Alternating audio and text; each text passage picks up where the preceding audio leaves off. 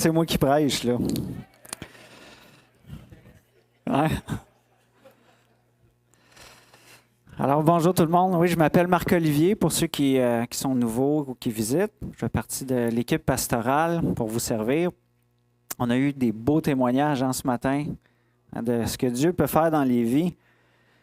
Alors, ce matin, je voulais vous parler qu'il existe dans le monde des gens qui nous impressionnent, hein? Des personnes qui se sont converties à 5 ans. Non, mais il y a toutes sortes de gens qui nous impressionnent. On a des héros aussi dans la Bible, hein? On dirait qu'ils sont plus grands que nature, plus grands que nous, qu'on aimerait ressembler. Par exemple, il y en a peut-être qui aimeraient ça ressembler à Samson, hein, qui est capable de déchirer un lion à main nue.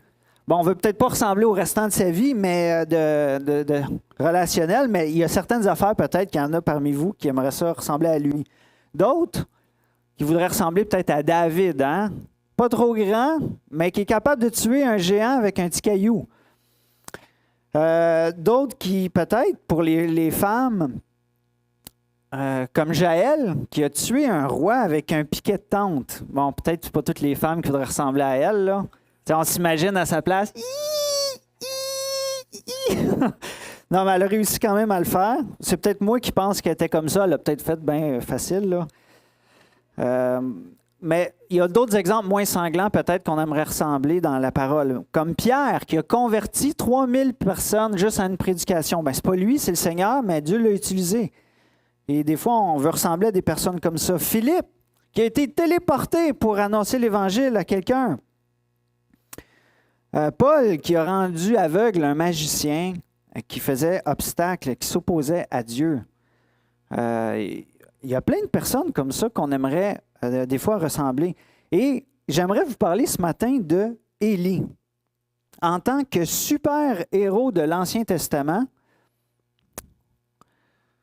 on va mettre la première. En tant que super-héros de l'Ancien Testament, on dirait qu'Élie, c'était quelqu'un qui était capable de faire n'importe quoi.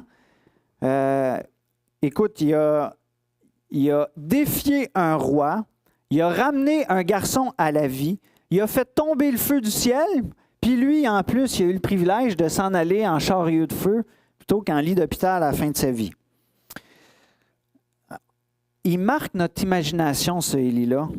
Et il a quand même marqué vraiment d'une manière extraordinaire l'histoire d'Israël, au point où des centaines d'années plus tard, quand Jésus a été cloué à la croix puis qu'il s'est écrié « Élie, Élie, lama sabachthani », les gens ont pensé « Hey, il est en train d'appeler Élie pour venir le sauver ». Puis il y en a qui se sont moqués de lui. Ah, voyons voir si Élie va venir à son secours. Mais quand on lit plus tard, la lettre de Jacques, au chapitre 5, verset 17, l'Esprit Saint, il nous ramène les deux pieds sur terre pour nous parler d'Élie. Et qu'est-ce qu'il nous dit? Que Élie était sujet aux mêmes émotions, aux mêmes humeurs que nous, qui était de la même nature que nous. Une personne ordinaire qui pria avec instance pour qu'il ne plût pas pendant 3 ans, et ça s'est accompli. Wow! C'est quand même quelque chose de bien, hein, de savoir ça, qui était de la même nature que nous. Et devant cette vérité-là, je pense qu'on peut avoir 2 réactions opposées. Premièrement, on peut être troublé. Hein? Comment se fait que si Élie est de la même nature que moi, ma vie spirituelle, la vie de mon Église, elle semble si ordinaire? Il me semble qu'il manque quelque chose. Et je me suis demandé cette question-là quand j'étais jeune. Au début de ma conversion, je me posais la question, ouais, Élie a la même nature que nous, puis il accomplit ci, puis ça, puis ça. Puis là, je rencontre un ami, puis il me dit, hey, à mon église, il y a des miracles. Puis je dis, je vais aller voir ça, parce que je trouve que c'est pas normal que si Élie est de la même nature que nous. Et j'ai eu des leçons dans cette église-là, parce que malheureusement, j'ai appris que des fois, certains recherchaient le spectaculaire de manière charnelle. Malheureusement, dans l'église où j'ai été visité, il y avait du désordre. il y avait du désordre. L'enseignement, c'était sur Genèse. Tu sais, quand Dieu il dit à Adam et Ève que je mettrai inimitié il parlait à la femme, entre toi et Satan, entre ta génération et sa génération. Celle-ci te mordra le talon et toi, tu lui écraseras la tête. Et là, l'enseignement, c'était pas que Jésus allait vaincre Satan, c'était que la femme, parce que vu que Dieu parlait à la femme, là, je suis là, non, là, ça marche pas. Puis là, après ça, une période où ils font venir quelqu'un pour le guérir, prière, puis le plancher était en pente vers l'arrière, fait que déjà, il y avait Puis à la fin de la prière, il y avait une poussée pour... Et là, j'ai fait, OK, Seigneur.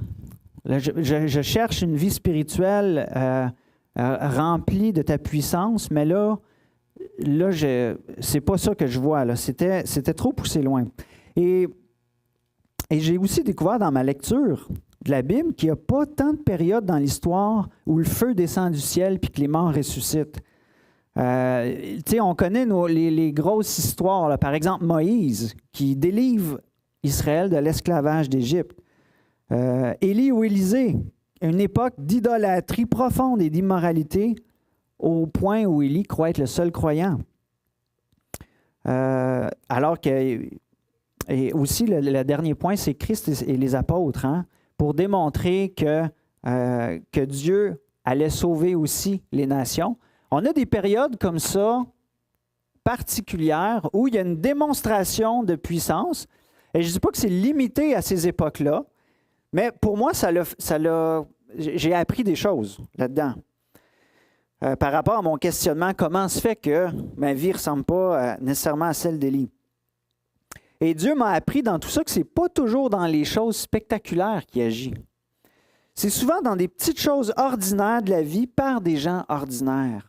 Et que l'important dans tout ça, c'est de faire confiance à la fidélité de Dieu, qu'il ne nous lâche pas, mais qui va agir puissamment au bon moment. Un petit peu comme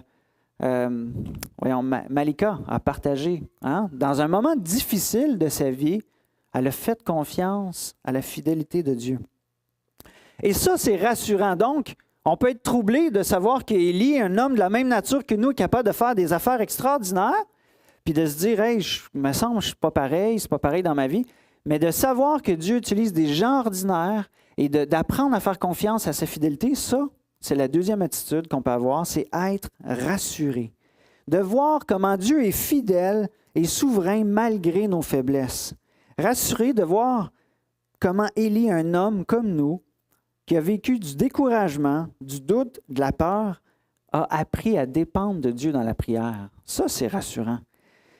Alors, ce matin, que tu sois troublé par tes faiblesses, tes limites, tes échecs, que tu sois troublé par ceux des autres que tu vois autour de toi, ou que tu sois rassuré de voir que Dieu peut faire avec quelqu'un d'ordinaire comme toi quelque chose d'extraordinaire, j'aimerais qu'à travers l'histoire d'Élie, qu'on découvre comment Dieu a à cœur son peuple.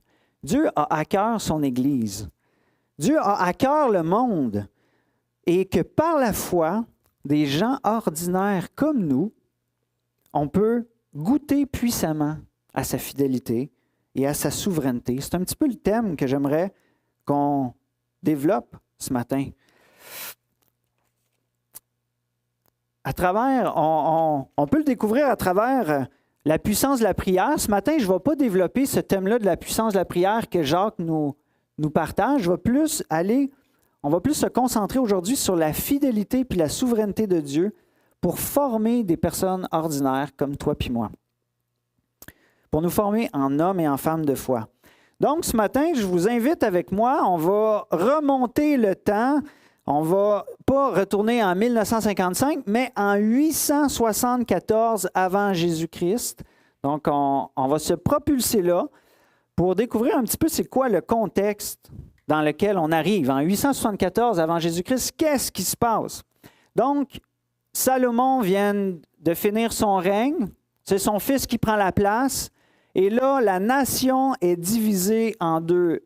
Ça brise. Donc, il y a le nord qui est Israël, il y a le sud qu'on appelle Juda. Et on va se concentrer ce matin sur le nord d'Israël parce que c'est là que la vie d'Élie se passe. Et qu'est-ce qui se passe en Israël à cette époque-là, 874 avant Jésus-Christ? Eh bien, 19 rois de suite méchants se suivent un à la suite de l'autre. Tous mauvais jusqu'à l'invasion syrienne en 722 avant Jésus-Christ. Donc, idolâtrie, assassinat. Le nouveau roi tue le vieux roi, prend sa place, puis il se fait retuer par un nouveau roi. Ça finit pas. Immoralité. Et là, à cause de l'apostasie du peuple, puis des rois mauvais, Dieu décide d'envoyer plusieurs prophètes les avertir. Changer d'attitude, ça va pas bien. Puis malheureusement, les prophètes à cette époque-là, ils étaient reçus à peu près comme les témoins de Jéhovah au Québec. Les rois ne voulaient rien savoir, ils pitchaient dehors, ils ne voulaient pas les écouter. Et pour couronner le tout, on arrive avec Akab, qui épouse Jézabel, la fille du roi des Sidoniens. Et elle se met à adorer le dieu des Sidoniens, Baal. On peut le lire dans 1 Roi 16, versets 29 à 33. C'est là qu'on va découvrir le contexte. 1 Roi 16, versets 29 à 33. Akab, le fils d'Omri, devint roi d'Israël la 38e année du règne d'Asa sur Juda. Donc, pendant qu'Asa était roi de Juda, Akab, lui, devient roi d'Israël. Il régna 22 ans sur Israël à Samarie. Akab, le fils d'Omri, fit ce qui est mal aux yeux de l'Éternel plus que tous ses prédécesseurs. Comme si cela ne lui suffisait pas de se livrer au péché de Jéroboam, fils de Nébat, il prit pour femme Jézabel, la fille d'Eth-Baal, le roi des Sidoniens, et il alla servir Baal et se prosterner devant lui. Il érigea un autel à Baal dans le temple de Baal qu'il construisit en Samarie, et il fabriqua un poteau sacré. Akab fit plus encore que tous les rois d'Israël qui l'avaient précédé pour irriter l'Éternel, le Dieu d'Israël. Oh, hein? Ça va pas bien, là. Akab, il pousse la rébellion une coche plus loin que tous ses prédécesseurs. Et puis là, on peut comprendre maintenant, à l'époque de Jésus, pourquoi la Samarie était si mal vue. Hein? Il y a un temple païen qui est construit là, adoration de Baal, il y a toutes sortes de choses. Fait que les gens, ils s'étaient détournés de la voie de Dieu. Et là, de nulle part, se présente Élie. Et là, on arrive au texte qu'on va aborder ensemble ce matin, dans 1 Roi, chapitre 17, versets 1 à 16. Donc, Élie le Tishbite, l'un des habitants de Galaad, dit à Akab, « L'Éternel, le Dieu d'Israël, dont je suis le serviteur, est vivant. Il n'y aura ces années-ci pas de rosée ni de pluie, sauf à ma parole. » Puis la parole de l'Éternel fut adressée à Élie, « Pars d'ici, en direction de l'est, et cache-toi près du torrent de Kérit, qui se trouve en face du Jourdain. Tu boiras de l'eau du torrent, et c'est au corbeau que j'ai ordonné de te nourrir là. » Élie partit et se conforma à la parole de l'Éternel. Il alla s'installer près du torrent de Kérit qui se trouve en face du Jourdain. Les corbeaux lui apportaient du pain et de la viande matin et soir, et il buvait de l'eau du torrent. Mais au bout d'un certain temps, le torrent fut à sec, car il n'était pas tombé de pluie dans le pays. Alors la parole de l'Éternel lui fut adressée. « Lève-toi, va à Sarepta, qui appartient au territoire de Sidon, et installe-toi là. J'y ai ordonné à une femme veuve de te nourrir. » Il se leva et partit à Sarepta. En arrivant à l'entrée de la ville, il vit une femme veuve en train de ramasser du bois. Il l'appela et lui dit, « Je t'en prie, va me chercher un peu d'eau dans une cruche afin que je boive. » Elle alla en chercher. Il l'appela de nouveau et lui dit, « Je t'en prie, apporte-moi un morceau de pain dans ta main. » Elle lui répondit, « L'Éternel, ton Dieu, est vivant. Je n'ai rien de cuit, je n'ai qu'une poignée de farine dans un pot et un peu d'huile dans une cruche. Si je suis en train de ramasser 2 morceaux de bois, puis je rentrerai et je préparerai cela pour mon fils et pour moi. Nous le mangerons, après quoi nous mourrons. » Élie lui dit, « N'aie pas peur. Rentre et fais comme tu le dis, seulement prépare-moi d'abord avec cela un petit gâteau et apporte-le-moi. Ensuite, tu feras pour ton fils et pour toi. En effet, voici ce que dit l'Éternel, le Dieu d'Israël. La farine qui est dans le pot ne manquera pas, et l'huile qui est dans la cruche ne diminuera pas, jusqu'au jour où l'Éternel fera tomber la pluie sur le pays. Elle partit se conformant à la parole d'Élie, et pendant longtemps, elle eut de quoi manger, ainsi que sa famille et Élie. La farine qui était dans le pot ne manqua pas, et l'huile qui était dans la cruche ne diminua pas, conformément à la parole que l'Éternel avait prononcée par l'intermédiaire d'Élie. Wow, au moins, on a une fin qui est encourageante, hein? L'huile ne manquera pas, la farine non plus. Dieu va prendre soin de toi, puis de moi. Mais là, on revient au début, OK? Élie, c'est quoi verset 1? Élie le Tishbite, un des habitants de Galade. On commence avec ça. Mais c'est qui ce gars-là? Élie le Tishbite. Aucune généalogie, aucun curriculum vitae. Il se pointe, il arrive comme ça. Et la seule chose qu'on sait, c'est qu'il habite dans la région de Galaad et qu'il vient de Tishbite. Mais c'est quoi ce nom-là, Tishbite? Hein? On dirait un trou perdu qu'on ne sait pas d'où ça sort. On ne trouve même pas cette ville-là sur la map d'Israël. Si on la trouve, c'est une approximation qui a été mise là. Ça ressemble un petit peu à Saint-Louis de Gonzague du Cap de la Tourmente. Vous connaissez ça? C'est une petite paroisse dans la région de Québec, 2 habitants. En fait, c'est ça. C'est ça, Saint-Louis de Gonzague du Cap-Tourmente, comme le dit son nom. Vous passez sur la route, si vous avez oublié de regarder la maison, vous avez passé tout droit. Mais c'est un petit peu ça, Tishbite. C'est un coin méconnu un peu d'Israël. Et ça rend Élie un petit peu mystérieux. On ne sait pas trop d'où il vient. C'est un nowhere random. Il arrive devant Akab, le roi, puis il annonce qu'il ne va pas mouiller pendant 3 ans. Et c'est pas mal en soi que Élie nous soit présenté comme ça parce que ça ne met pas l'emphase sur lui, ça met l'emphase sur Dieu. Même son nom en hébreu, Élie, c'est Eliahu. En tout cas, je ne le dis peut-être pas bien, mais ça signifie Yahweh est Dieu. Et même son nom vient même confronter.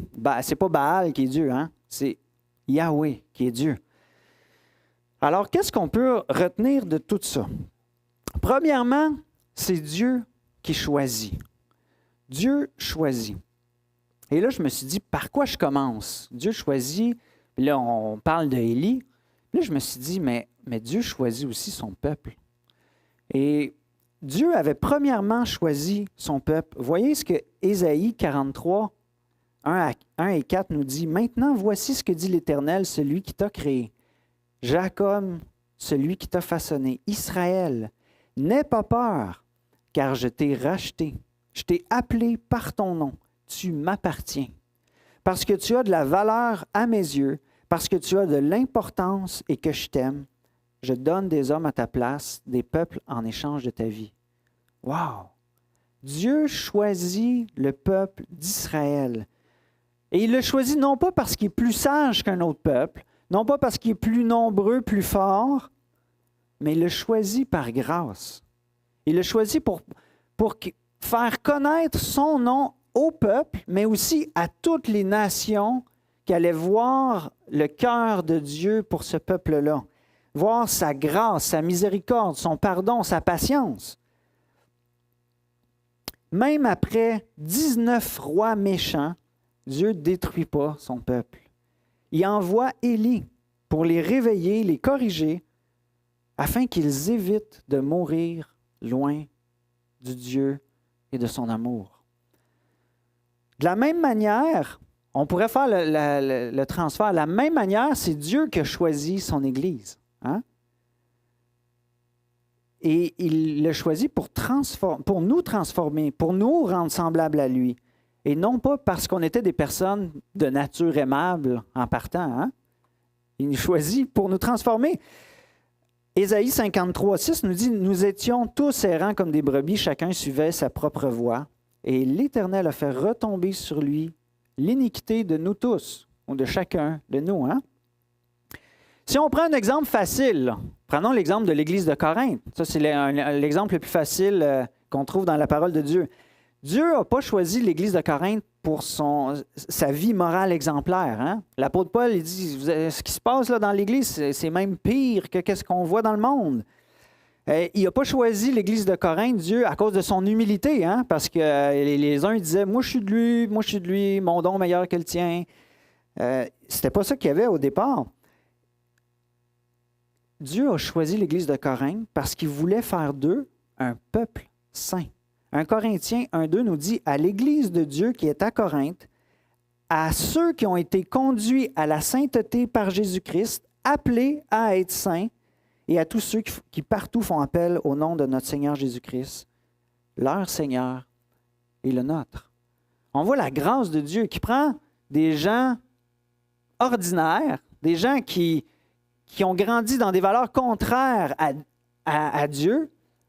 On voit Dieu les prendre, les déclarer saints, puis les façonner tranquillement à son image. Et faisons l'exercice pour nous aujourd'hui. Regardez vos frères et vos sœurs à gauche puis à droite autour de vous autres. Faites-le, là. Regardez-vous un petit peu, pas avec des couteaux dans les yeux, là, mais faites juste vous regarder. Hein? Vous savez probablement, en faisant ce petit tour d'horizon, que ce n'est pas par des affinités naturelles que vous êtes ici à côté de vos voisins, nécessairement, ni parce que leur caractère naturel est digne et mérite votre affection et votre amour. En fait, si vous ne le savez pas trop, peut-être passer quelques semaines avec eux autres dans la même maison, puis il va y avoir tôt ou tard des petits irritants qui vont sortir de part et d'autre. Tu sais, ce n'est pas juste l'autre qui va t'irriter, mais toi qui vas irriter l'autre aussi. Et je dis ça pas pour vous décourager, mais parce que de nature, c'est pas pour ça que Dieu nous a choisis de base, mais je suis conscient que Dieu nous transforme et nous façonne. Il est capable de prendre une petite fille de 5 ans puis de la rendre faire des crises un petit peu moins fortes, puis tranquillement, hein, elle finit par lui ressembler, mais c'est la même affaire avec nous autres. Puis tranquillement, on voit l'amour de Dieu qui nous transforme les uns les autres. Si on s'est engagé à apprendre à nous connaître et à nous aimer mutuellement, c'est à cause que Christ nous a aimés le premier. Hein? Lui, parfait, moi, imparfait, il descend, il vient me voir, il m'aime, il me pardonne. Comment je ne peux pas faire la même chose avec mon prochain, moi qui suis imparfait et qui a été aimé? C'est lui qui va nous rendre semblables à lui. C'est donc, si on revient maintenant à Élie, c'est donc dans l'obéissance à Dieu que Élie choisit d'aller oser parler à Akab pour réveiller son peuple, pour annoncer la correction de Dieu, pour voir l'œuvre de Dieu agir. Donc Dieu choisit premièrement son peuple. Mais on voit aussi que Dieu choisit un serviteur ordinaire qui se tient à la brèche. Ézéchiel 22:30 nous dit « Je cherche parmi eux quelqu'un qui construise un mur, qui se tienne à la brèche devant moi en faveur du pays, pour que je ne le détruise pas, mais je ne trouve pas. » Et ça, c'est un autre prophète qui a parlé dans un autre temps, mais Élie était cet homme-là qui était à la brèche. Ce n'était pas quelqu'un d'extraordinaire, mais il n'a pas plié le genou devant Baal. Il était à la brèche. Il faisait partie de ces gens ordinaires, mais courageux, que Dieu a choisi d'utiliser comme un outil pour corriger son peuple. Il nous fait penser un petit peu justement à David, hein? Trop petit pour porter une armure de soldat, mais qui se tient debout devant un géant qui méprise le nom de Dieu et il fait face. Il ressemble à Moïse, un homme qui a de la misère à parler, mais qui fait face au Pharaon, le Dieu des Égyptiens, qui a tout pouvoir puis qui est en train de persécuter le peuple de Dieu. Il ressemble, Élie, à Esther, cette reine qui n'avait pas un mot à dire, qui ne pouvait même pas se présenter devant le roi sans qu'il l'appelle, sinon elle risquait de mourir, et qui a décidé de faire le pas puis d'aller devant le roi, risquer sa vie pour intercéder en faveur du peuple de Dieu qui était persécuté. Il ressemble, Élie, à Joseph, qui a résisté aux avances de la femme de son maître alors qu'il n'était qu'un esclave. Une personne ordinaire qui se tient à la brèche et qui est convaincu, non, c'est Dieu que je veux servir. Et Dieu choisit aujourd'hui encore des hommes et des femmes qui se tiennent à la brèche, des épouses et des mères ordinaires, mais aimantes et persévérantes dans leur confiance en Dieu, malgré les difficultés et leurs limites, des employés ordinaires qui demeurent respectueux et honnêtes malgré des employés ou un patron corrompu. Des étudiants ordinaires qui ne suivent pas le groupe pour plaire à tous. On n'a pas besoin d'être un super héros pour être utilisé par Dieu, mais on a juste besoin d'être nous-mêmes, des gens ordinaires, touchés par l'amour et la sainteté de Dieu et transformés par lui. Transformés par son amour sacrificiel. Pensez à cette femme de mauvaise vie dans la vie de Jésus. Vous vous rappelez de cette histoire-là? Jésus se fait inviter chez un chef religieux, OK? Et là, tu as une femme de mauvaise vie. Une femme que tout le monde méprise, juge. Et elle se pointe dans la maison de ce chef religieux-là. Elle affronte. Elle sait là, qu'elle doit se faire mépriser par ces gens-là. Elle va là, pleurant, lavant les pieds de Jésus avec ses larmes, les essuyant avec ses cheveux, lui mettant du parfum, sans savoir que Simon, là, le super teacher qui recevait Jésus, que lui le recevait de manière superficielle. Mais Jésus le savait et a fait le constat que celui à qui on pardonne peu aime peu, tandis que celui à qui on a beaucoup pardonné aime beaucoup. Notre Dieu choisit des personnes ordinaires et il nous transforme.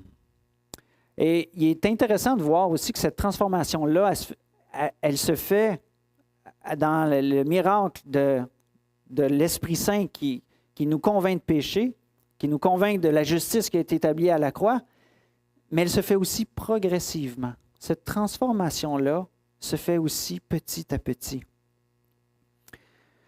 Le deuxième point, donc Dieu choisit, le deuxième point que j'aimerais qu'on souligne ce matin, c'est que Dieu apprend souvent sa fidélité en amenant ses serviteurs ordinaires au désert. Et là, j'aimerais ça clarifier que Dieu ne nous amène pas dans des déserts spirituels, loin de lui, pour qu'on pêche. C'est pas ça que... Il ne faut pas se tromper. On est assez grand pour s'amener nous-mêmes dans des déserts spirituels puis pécher contre Dieu. C'est nous-mêmes qui asséchons nos cœurs en s'éloignant de Dieu. Ce n'est pas Dieu qui nous conduit là. Mais Dieu, dans le cas d'Élie, a produit réellement une zone désertique, une mise à l'épreuve pour nos cœurs et pour le cœur aussi d'Élie. Et il crée cette zone désertique-là pour que le peuple et le roi se détournent de sa fausse sécurité dans laquelle il plaçait dans le dieu Baal, le dieu de l'agriculture et de la pluie. Hein? Vous voulez adorer l'agriculture et la pluie nommée Baal? Dieu produit une sécheresse. Alors revenez à moi. Fiez-vous pas à ces choses-là. Mais avez-vous remarqué que Élie n'est pas retiré de la zone sinistrée? Dieu n'a pas pris Élie, « Ah, toi, tu es mon enfant, je vais te retirer, tu ne vivras pas la sécheresse. » là. Non. Élie endure la même réalité, mais il la traverse avec le Dieu Tout-Puissant, le Dieu fidèle qui prend soin de lui. Et parfois, les enfants de Dieu vont souffrir. Non seulement on va souffrir ensemble les uns les autres, mais parfois on va souffrir aussi avec le monde. Quand le monde est jugé, ou nous, on n'est pas nécessairement... On est là au milieu du Québec qui est perdu. On est là dans ce monde qui rejette Dieu. Mais on est là avec la main toute-puissante de Dieu. Parfois, le refuge où Dieu va nous amener, ce n'est pas un endroit facile. Ce n'est pas un endroit confortable. Et parfois, les leçons qu'on va apprendre vont exiger que les choses empirent avant de s'améliorer. C'est ce qui s'est produit pour Élie. Dieu n'a pas pris Élie, puis tiens, je t'amène au fleuve Saint-Laurent. Et tu ne manqueras pas d'eau douce. Vous avez déjà été sur le bord du fleuve, tu as de la misère à voir l'autre bord. Aïe, aïe. Je conduisais il y a quelques semaines ou mois, je me dis, quelle source d'eau douce, inépuisable. Puis 2 secondes après, j'ai dit, Dieu serait capable de la sécher. Hein? Dieu serait capable de vider le fleuve Saint-Laurent ou qu'il arrive quelque chose, puis que Si on se fie là-dessus pour avoir de l'eau propre, on se trompe. On doit faire confiance à Dieu. Mais Dieu n'a pas amené Élie sur le bord du fleuve Saint-Laurent, il l'a amené au torrent de Kérith. Le torrent de Kérith, c'est un petit cours d'eau qui devient un torrent dans la saison des pluies. Mais là, plus de saison de pluie. Fait que le cours d'eau, ça n'a pas pris de temps. En 1 an, il n'y avait plus rien. Il n'y avait plus rien là. Donc, il l'a amené là. Et ensuite, qu'est-ce qu'il a dit? Dieu, je vais te nourrir avec des corbeaux. Pensez à ça, là, les corbeaux, là, vous les voyez, là? Quel animal Dieu choisit? Un charognard, on le voit, nous autres, sur le bord des rues, en train de manger le raton laveur qu'on a frappé. Mais Dieu a choisi ça, puis ça n'a pas tendance à partager, un corbeau. Hein? Ça reste là, puis c'est quasiment si tu le frappes en auto avant qu'il décide de s'en aller. Puis Dieu choisit un charognard comme ça qui garde la nourriture, puis il dit, je vais te nourrir avec ça. Ils vont t'apporter la nourriture, ils vont te la donner. Donc, Dieu apprend à Élie à obéir non en fonction du contexte favorable et confortable, mais en fonction de sa parole, de sa promesse. Va là, je vais prendre soin de toi. OK. Tu sais, c'est pas... oui, ça a bien de l'allure, là, le fleuve Saint-Laurent, puis Pizza Hut à côté. Là, c'est pas ça. Et Dieu savait que bientôt que le ruisseau allait devenir sec. Il le savait. Il l'a amené là. C'est pas genre, je t'amène là, mais oh non, là, on n'a pas le choix. Faut te changer de place parce que mon plan, il est tombé à sec, pas à l'eau. Non, et Dieu le savait que ça allait arriver. Et n'oubliez pas que Élie était de la même nature que nous. Il vivait les mêmes doutes, les mêmes peurs. Et comment il aurait pu réagir? Il aurait pu réagir en paniquant. Imaginez que jour après jour, le ruisseau diminue. De moins en moins d'eau. À un moment donné, tu es à la louche, à la petite cuillère, peut-être, là, à essayer de prendre le restant d'eau propre. Il aurait pu paniquer. « Hey, qu'est-ce qui se passe là? T'sais, où c'est que tu m'as amené? » Il aurait pu vouloir cesser de prier pour que la pluie arrête. Parce que Dieu il avait demandé de prier. Hein? Et il aurait pu dire, « Hey, là, c'est parce que là, moi aussi, je commence à avoir plus d'eau. Là. Je pense que je vais arrêter de prier parce que ça ne marche plus. » là. Il aurait pu vivre du découragement, de croire qu'il était le seul et vouloir abandonner la partie en voulant mourir. Et c'est ce que Élie, plus loin dans l'histoire, si vous lisez 1 Roi 17, 18, 19, la suite, vous allez voir, il a passé par là, Élie. Mais il aurait pu réagir comme ça à ce moment-là. Mais Élie allait bientôt apprendre qu'il n'était pas si tout seul que ça.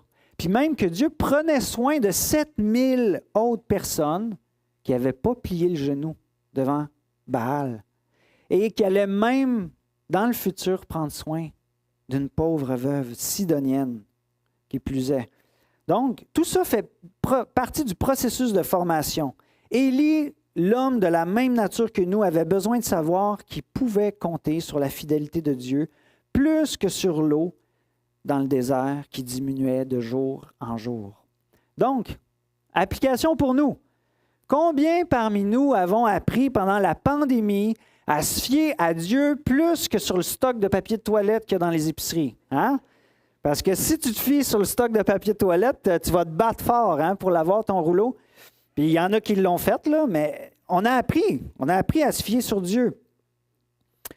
On a appris aussi dans la pandémie à se fier à Dieu qui pourvoit un toit sur notre tête plus que sur le marché immobilier qui n'avait pas de sens, qui est complètement démesuré, les prix. On a appris à se fier à Dieu qui prend soin de son Église, malgré les restrictions qui étaient de plus en plus difficiles. Pas le droit de se rencontrer en Zoom, si passeport, là, c'était compliqué.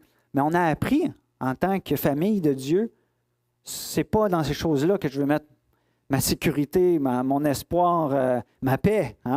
C'est en toi, Dieu. Combien ont appris aussi à faire confiance à Dieu pour le soin de votre famille quand vous ne pouviez plus aller les voir, quand vous ne pouviez plus voir vos grands-parents? On vit en ce moment des temps de plus en plus incertains. Les tablettes d'épicerie qui se vident tranquillement, le gaz qui finit plus d'augmenter. le bruit de guerre, la sécheresse qu'on entend en Europe puis en Asie. Mais est-ce que nos décisions doivent être basées plus sur ces mauvaises nouvelles-là que sur les promesses de Jésus qu'il fait à notre égard? Parfois, lorsque les choses empirent et que les choses nous dépassent, on se demande si Dieu approuve encore notre obéissance. Hein? Est-ce que je dois encore aimer? Est-ce que je dois encore reprendre? Est-ce que je dois encore persévérer? Quand on vit un mariage ou une vie de famille difficile, quand on vit une job difficile, quand on vit une vie d'église difficile, un gouvernement difficile, de la formation disciple difficile. Et je ne dis pas, il y a des moments dans la vie où c'est bien qu'on se retire d'une situation qui est très néfaste pour nous. Mais on doit quand même faire ce processus-là. Qu'est-ce que tu veux, Seigneur? Qu'est-ce que ta parole dit? C'est ça que je veux me fier plus que sur les circonstances. Et là, peut-être, avec toutes les mauvaises affaires que je vous ai en train de dire, l'anxiété vous pogne, peut-être votre pouls augmente, vous commencez à avoir mal un peu partout. Prenez un grand respire. Je vais le faire, là. Faites-le vous autres aussi, là.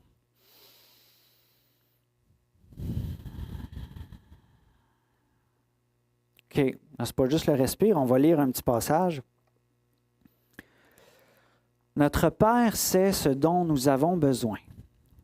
Ne nous inquiétons pas pour demain, mais recherchons d'abord le royaume de Dieu, et le reste nous sera donné en plus. Ne crains point, petit troupeau, car votre Père a trouvé bon de vous donner le royaume. Ça fait-tu du bien? C'est pas un mantra que je suis en train de dire pour essayer de m'auto-calmer, là. C'est la parole de Dieu qui parle à chacun de nous ce matin pour calmer nos cœurs quand les circonstances sont difficiles, quand ça semble empirer avant de s'améliorer. Et ça nous mène à la troisième leçon qu'on peut sortir de notre lecture, c'est que la fidélité de Dieu, elle ne se limite pas à Élie. Dieu peut en faire autant pour les autres. Et voilà qui est intéressant, hein? Quand les ressources sont épuisées, le ruisseau est à sec, qu'est-ce que Dieu il dit? Part à 135 km d'ici, dans le pays de Tyr et de Sidon, qui se trouve à être le pays natal de Jézabel, hein, celle qui adore Baal, parce que j'ai donné à instruction à une étrangère veuve, qui plus est la plus pauvre des pauvres, de te nourrir pour les 2 prochaines années. Wow! Et là, on nous dit que cette mère veuve-là a juste 2 petits morceaux de bois, une poignée de farine, un restant d'huile dans le fond d'une cruche. Et Élie, qu'est-ce qu'il fait? Il lui demande, donne-moi-les avant, donne-moi ce qui te reste. Hein? Et question de scrupule. Un méga volcan du parc Yellowstone explose et produit une cendre qui fait qu'on est en hiver pendant 3 années. Il ne vous reste qu'un petit sandwich dans votre garde-manger. Il n'y a aucun jardin qui pousse. Et là, un homme qui vient d'Abitibi-Témiscamingue, hein? Il vient vous voir, se prétendant être un homme de Dieu, et vous dit,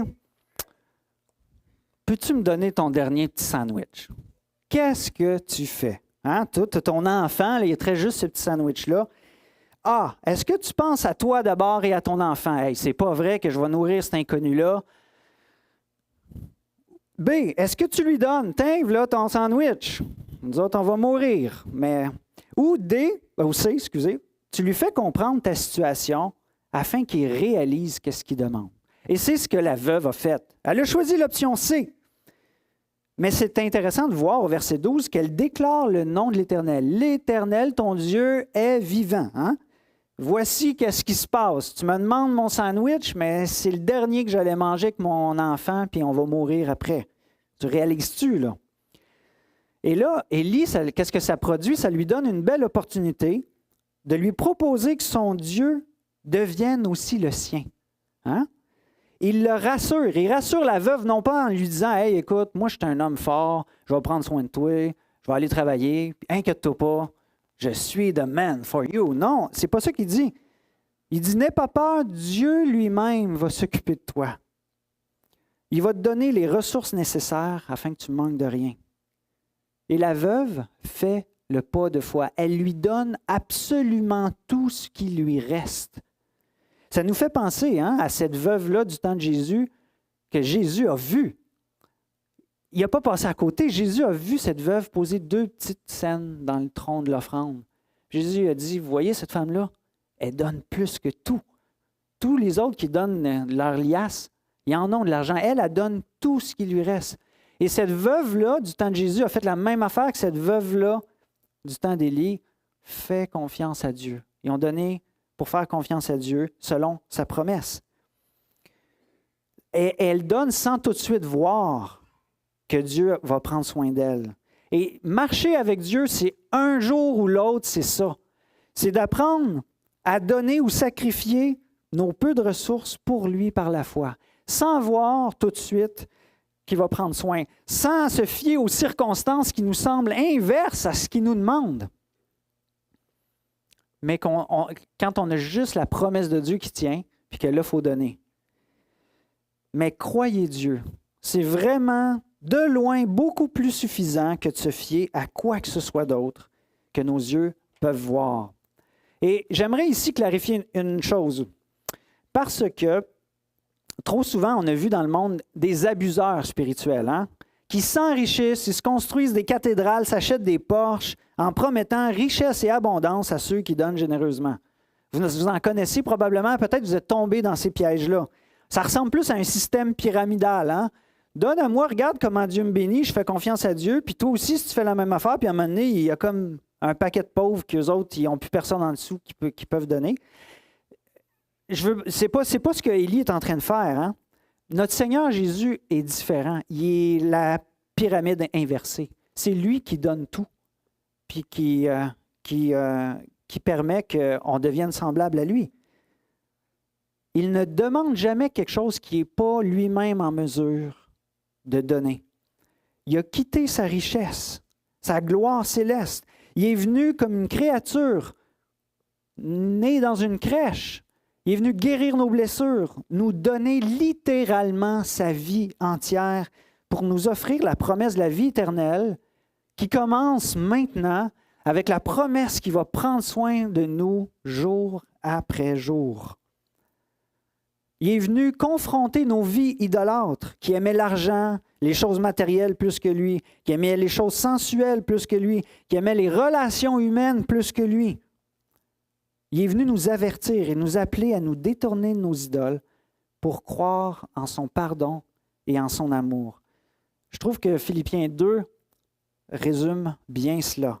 Lui, qui est de condition divine, n'a pas regardé son égalité avec Dieu comme un butin à préserver, mais il s'est dépouillé lui-même en prenant une condition de serviteur, en devenant semblable aux êtres humains, reconnu comme un simple homme. Il s'est humilié lui-même en faisant preuve d'obéissance jusqu'à la mort sur la croix. C'est aussi pourquoi Dieu l'a élevé à la plus haute place. Il lui a donné le nom qui est au-dessus de tout nom, afin qu'au nom de Jésus, chacun plie le genou, pas devant Baal, dans le ciel, plie le genou dans le ciel et sur la terre et sous la terre, et que toute langue reconnaisse que Jésus-Christ est le Seigneur, à la gloire de Dieu le Père. Alors, application. Croyez-vous que Dieu peut en faire autant? Attends un petit peu. C'est quel âge qu'ils doivent descendre?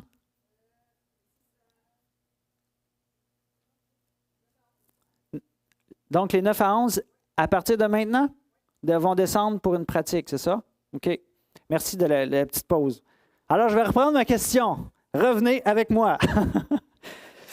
Croyez-vous que Dieu puisse faire autant aux autres que ce qu'il a fait pour vous? Croyez-vous qu'il veuille utiliser ceux qui nous paraissent le moins susceptibles d'être utiles?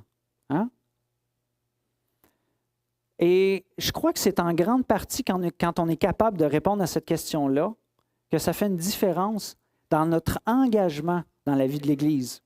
Et que ça va faire une différence aussi dans notre engagement dans la mission. Parce que c'est ce qu'on est. On est tous des mendiants qui avons trouvé le pain de vie, puis qui rendons gloire pour ce qu'il nous a donné. On n'est pas des super-héros différents des autres. Chacun de nos frères et nos sœurs sont aussi des mendiants. Puis les gens qui sont perdus sont aussi des mendiants qui ont besoin du pain de vie de Dieu.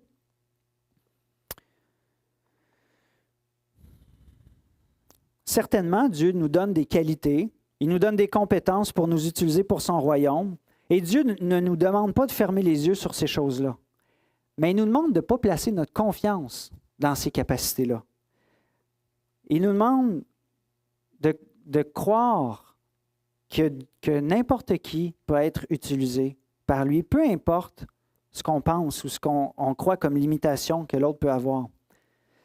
Donc, en conclusion, et j'inviterai les musiciens à venir remonter sur scène, rappelons-nous ce qu'on a appris ce matin dans l'histoire d'Élie. Dieu choisit des gens ordinaires de la même nature que nous pour accomplir ses desseins glorieux. Il nous forme comment? Souvent, ça va être en nous amenant au désert. Il permet souvent qu'on traverse les mêmes épreuves que nos frères et nos sœurs, mais aussi que le monde peut vivre.